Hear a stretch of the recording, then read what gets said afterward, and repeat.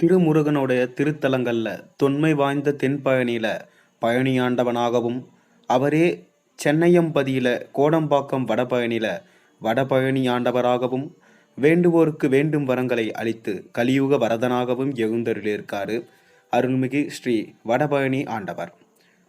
அருள்மிகு வடபழனி ஆண்டவர் சென்னை மாநகரின் மையப்பகுதியில கிழக்கு மேற்கு ஆற்காடு சாலையில இருந்து 100 அடி தொலைவிலும், தென்புறம் ஆலந்தூர் மற்றும் வடபுறம் நெற்குன்றம் சாலையிலிருந்து 100 அடி தொலைவிலும், கோயம்பேடு பேருந்து நிலையத்திலிருந்து 3 கிலோமீட்டர் தொலைவிலும் வடபழனியில் அமைந்துள்ள பிரசித்தி பெற்ற திருக்கோவிலாகும். சென்னையில் இருக்க பழமையான கோவில்களில் வடபழனி முருகன் கோவிலும் ஒன்று. இது தமிழ்நாட்டில் இருக்கக்கூடிய முருக பக்தர்களுக்கிடையே பிரசித்தி பெற்ற கோயில். 17ஆம் நூற்றாண்டின் இறுதியில் அன்னசாமி நாயக்கர் எனும் தீவிர முருக பக்தரால இக்கோவில் கட்டுவிக்கப்பட்டது. வறியவரான அவர் ஒரு ஓலை குடிசையில முருகன் சித்திரத்தை வச்சு பூஜிச்சு வந்திருக்காரு. தல புராணங்களின்படி நாயக்கர் ஒரு நாள் பூஜை செய்து கொண்டிருக்கும் போது அவருள் பார்த்தீங்கன்னா ஒரு தெய்வீக சக்திய பரவத உணர்ந்திருக்காரு. சொல்வதெல்லாம் சித்திக்கும் சக்தியையும் அக்கணத்திலிருந்து பெற்றதை அவர் அறிந்து கொண்டாரு. இக்கோவில் தோன்ற மூல காரணமாய் இருந்தவர் அன்னசாமி தம்பிரான். தன் நாக்கை அறுத்து திருத்தணி முருகனுக்கு காணிக்கை செலுத்தியவர். நாக்கை அறுத்து இறைவனுக்கு காணிக்கை செலுத்தும் வழக்கத்திற்கு பாவாடம் என்று பெயர். இவர்தான் அவர் இருந்த வீட்டை சிறிய கீற்று கொட்டையாக போட்டு அங்கு குறி சொல்லும் மேடை அமைத்து பயனிலிருந்து வாங்கி வந்த பழனி ஆண்டவர் படத்தை அங்கு வைத்து பூஜை செய்தவர். இவர் வைத்து பூஜை செய்த பழனி ஆண்டவர் படம் இன்னும் சன்னதியின் உட்பிரகாரத்தில் வடக்கு மண்டபத்தில் இருப்பது சிறப்பு. ரத்தினசாமி தம்பிரான் ஆண்டவருக்கு பாவாடம் செய்தவர். இவர் அன்னசாமி தம்பிரானின் தொண்டர் ஆவார். அன்னசாமிக்கு பிறகு இவர் காலத்தில் தான் இங்குள்ள முருகப்பெருமான் சிலை பிரதிஷ்டை செய்யப்பட்டது. இப்போதுள்ள கருவறை பகுதி உள்ள இடத்தில் செங்கல் சுண்ணாம்பு கட்டிடம் கட்டப்பட்டிருக்கு. குறி சொல்லி வந்த மேடைய வடபழனி ஆண்டவர் கோவில் என அழைக்க செய்தவரும் இவர்தான். இப்போதுள்ள வடபழனி கோவில்ல கர்ப்பகிரகமும் முதல் உட்பிரகார திருச்சுற்றும் மற்றும் கருங்கல் திருப்பணி ஆகியவற்றை செய்துவித்தவர் இவர். இவரும் வடபழனி கோவிலுக்கு பாவாடம் செய்தவர். இவர் காலத்தில் தான் இக்கோவில் மிக பெரும் புகழ்பெற்று விளங்க தொடங்கியிருக்கு. இம்மூவரின் சமாதிகளும் வடபழனி ஆண்டவர் கோவிலுக்கு வடமேற்கா ஒரு பர்லாங்கு தொலைவில் இருக்காம். இப்போதுள்ள கோவிலின் தென்கிழக்கு பகுதிகளில் பழைய குறிமேடை இருந்த இடம் இருக்கு. இம்மூன்று சாதுக்களும் நெற்குன்றம் பாதையில தனியே திருக்கோவில்கள் அமைக்கப்பட்டு பொதுமக்கள் வழிபட ஏதுவா தினசரி பூஜைகளும் நடைபெறுதாம். கோவிலுக்கென்று பிரத்யேக தீர்த்த குளத்தோட பெரிய வளாகத்தை கொண்டதாகவும் வடபழனி முருகன் கோயில் அமைஞ்சிருக்கு. இந்த குளத்து நீருக்கு பிணி தீர்க்கும் குணம் உள்ளதா நம்பிக்கை இருக்கு. முகூர்த்த நாட்களில் ஏராளமான திருமணங்கள் இக்கோவிலில் நடத்தப்படுதாம்.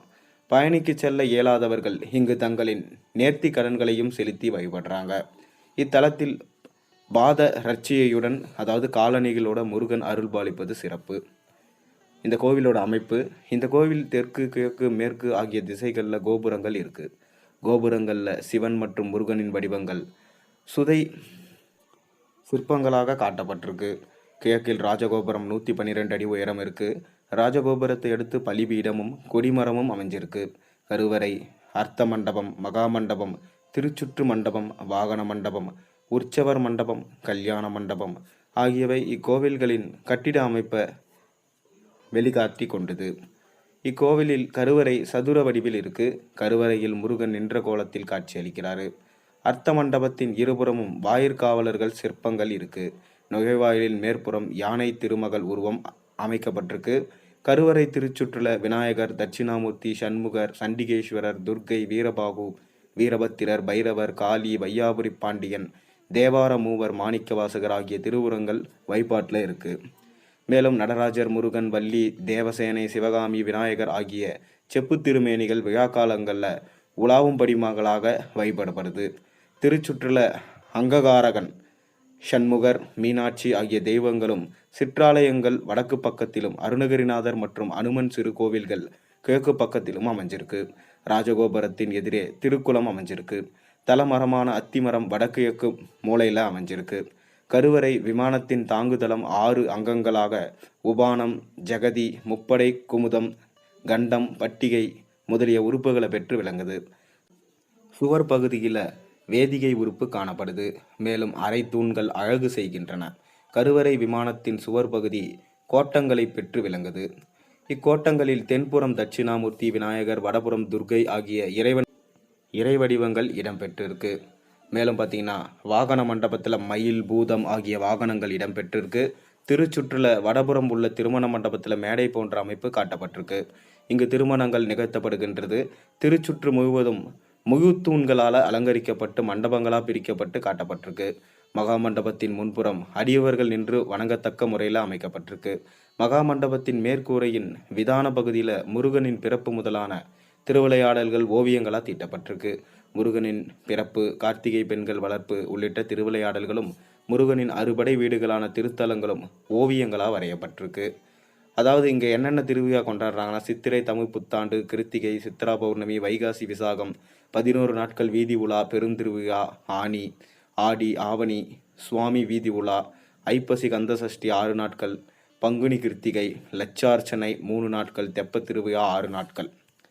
இங்குள்ள வடபழனி ஆண்டவர் வழிபட்டால் குடும்ப ஐஸ்வர்யம் கிடைக்கும். புதிய தொழில் தொடங்க, வியாபாரம் விருத்தியடைய இத்தலத்து முருகனை வேண்டிக் கொள்ளலாம். கல்யாண வரம், குழந்தை வரம் ஆகியவற்றிற்காகவும் பக்தர்கள் பெருமளவும் இங்கு வருகிறார்கள்.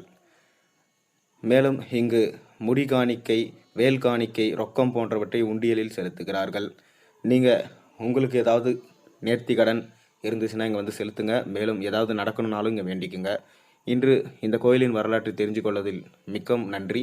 நாளை ஒரு நல்ல அருமையான கோயிலின் வரலாற்றை உங்களை சந்திக்கின்றேன். நன்றி, வணக்கம்.